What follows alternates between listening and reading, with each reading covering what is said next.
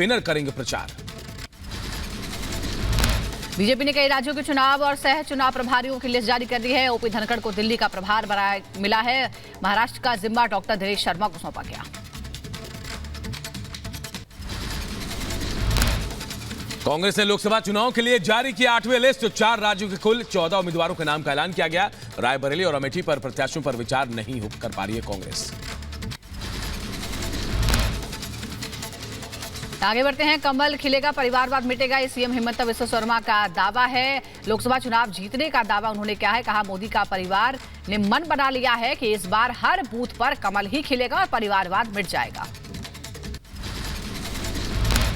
महाराष्ट्र में लोकसभा चुनाव के पहले चरण के लिए 183 उम्मीदवारों ने भरा 229 नामांकन। 30 मार्च को पर्चा वापस लेने की आखिरी तारीख। 19 अप्रैल को आम चुनाव के पहले चरण का मतदान। इधर आज महायुति उम्मीदवारों का ऐलान संभव हो सकता है। सीट बंटवारे पर सहमति बन गई है। उम्मीदवारों के नामों का आज ऐलान होगा। महाराष्ट्र के उप मुख्यमंत्री और राकपा ने अजीत पवार ने महायुति के बारे में जानकारी दी। हिंदुस्तानी आवाम मोर्चा के प्रमुख जीतन राम मांझी आज करेंगे नामांकन। जीतन राम मांझी ने नामांकन से पहले पीएम मोदी से बातचीत की। गया से एनडीए उम्मीदवार हैं जीतन राम मांझी। राजस्थान के मुख्यमंत्री भजनलाल शर्मा ने रिपब्लिक भारत से बातचीत में बड़ा दावा किया। राजस्थान में 25 की 25 लोकसभा सीटें जीतने की बात कही। ये भारतीय जनता पार्टी का कार्यकर्ता पूरी तरह से लगा हुआ है और आज अलवर आया हूं मैं। मुझे पता है कि अलवर की सीट बहुत बड़े मार्जिन के साथ हम जीतने वाले। यूपी के अमरोहा से कांग्रेस उम्मीदवार दानिश वली का कांग्रेस कार्यकर्ताओं ने विरोध किया। बीएसपी छोड़कर कांग्रेस में आए दानिश को टिकट देने पर नाराजगी जताई। बिहार में इंडी गठबंधन में फंसा पेच। बिहार के पूर्णिया से लोकसभा चुनाव लड़ने की बीमा भारती। लालू यादव ने आरजेडी की तरफ से टिकट दिया। आरजेडी नेता बीमा भारती को पूर्णिया से टिकट मिलने पर बोले पप्पू यादव, पूर्णिया मेरी कर्मभूमि, दुनिया छोड़ देंगे, पूर्णिया नहीं छोड़ेंगे। मेरा जवाब दिल्ली से कांग्रेस देगी। घर की मां और बेटी पप्पू यादव को अपना भाई, अपना बेटा बना चुका है। निर्णय कभी नहीं बदलता और एक ही बार मैंने कह दिया है, दुनिया छोड़ देंगे, पूर्णिया नहीं छोड़ेंगे। कांग्रेस ने माना बिहार गठबंधन में है दिक्कत। दिल्ली में बैठक के बाद बोले शकील अहमद खान, गठबंधन में कुछ दिक्कतें होती हैं। बिहार के डिप्टी सीएम विजय कुमार सिन्हा ने आरजेडी के परिवारवाद पर साधा निशाना। कहा, आरजेडी का हिडन एजेंडा ही है परिवारवाद, देश सेवा से कुछ नहीं लेना देना। का आधार ही रखा गया है परिवार का, स्वार्थ का, और अपने हिडन एजेंडा को लेकर के वो लोग शुरू से चल रहे हैं। गड़बड़ी तो शुरुआत में ही हो गई है और जो लोग उस गड़बड़ी को देख के भांप लिए थे वो निकल गए, जो रह गए वो फंस गए। केंद्रीय मंत्री अश्विनी चौबे ने दिल्ली में गृहमंत्री अमित शाह से मुलाकात की। बीजेपी दफ्तर में जेपी नड्डा भी मौजूद रहे। अश्विनी चौबे को बक्सर से नहीं दिया गया है टिकट। बीजेपी का अपराजिता सारंगी ने उड़ीसा के भुवनेश्वर से दोबारा टिकट मिलने पर पीएम मोदी अमित शाह को धन्यवाद दिया। कहा, मुझमें आस्था दिखाई, उसके लिए आभार। अरुणाचल के विधानसभा चुनाव में मुख्यमंत्री पेमा खांडू समेत 5 प्रत्याशियों की निर्विरोध जीत तय है। नामांकन के अंतिम दिन तक विपक्ष से किसी भी उम्मीदवार ने नहीं भरा नामांकन।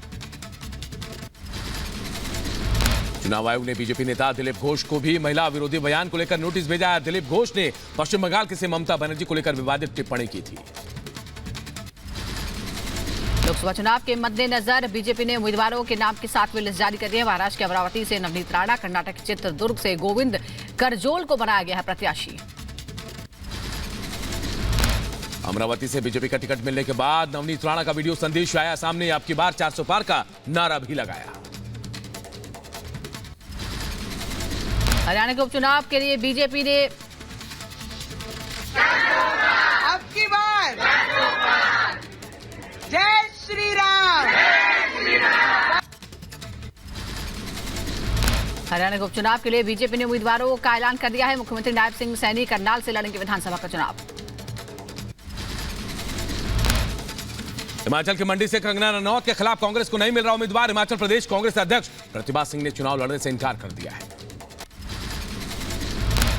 पंजाब में आम आदमी पार्टी को डबल झटका लगा है। इकलौते सांसद रिंकू सिंह बीजेपी में शामिल हो गए। जालंधर पश्चिम से आप विधायक शीतल अरूगल ने भी बीजेपी ज्वाइन कर ली। बीजेपी में शामिल होने के बाद बोले सुशील कुमार रिंकू, बीजेपी में आने का एक ही मकसद है, देश आज विकसित हो रहा है, पंजाब में उसकी कमी दिख रही है।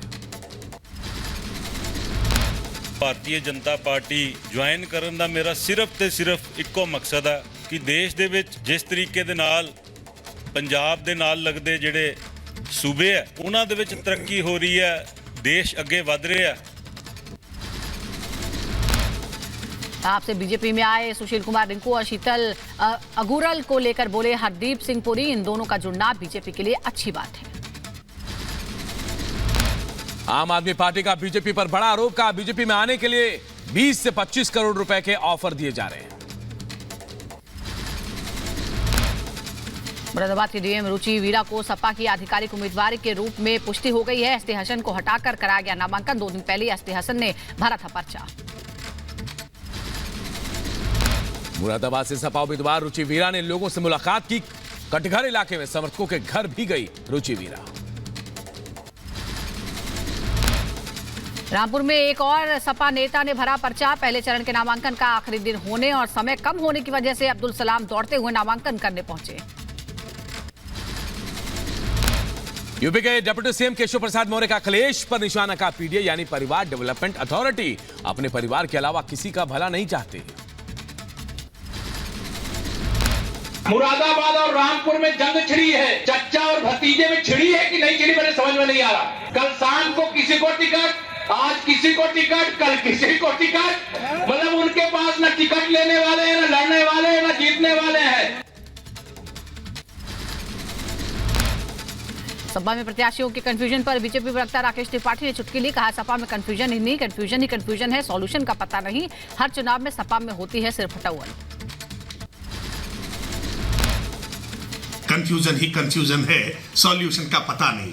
ये गाना आजकल समाजवादी पार्टी के भीतर बहुत गुनगुनाया जा रहा है। समाजवादी पार्टी जब जब चुनाव आता है तब तब सिर्फ फुटबॉल सतह पर आ जाती है और ये सिर्फ फुटबॉल भारतीय जनता पार्टी के लिए विजय का मार्ग प्रशस्त करेंगे। शिवसेना के एक तरफा 17 उम्मीदवारों के ऐलान से कांग्रेस नाराज। जिशान सदीकी ने कहा बीजेपी से बड़ी दुश्मन शिवसेना यूबीटी, शिवसेना यूबीटी कांग्रेस को कर रही खत्म।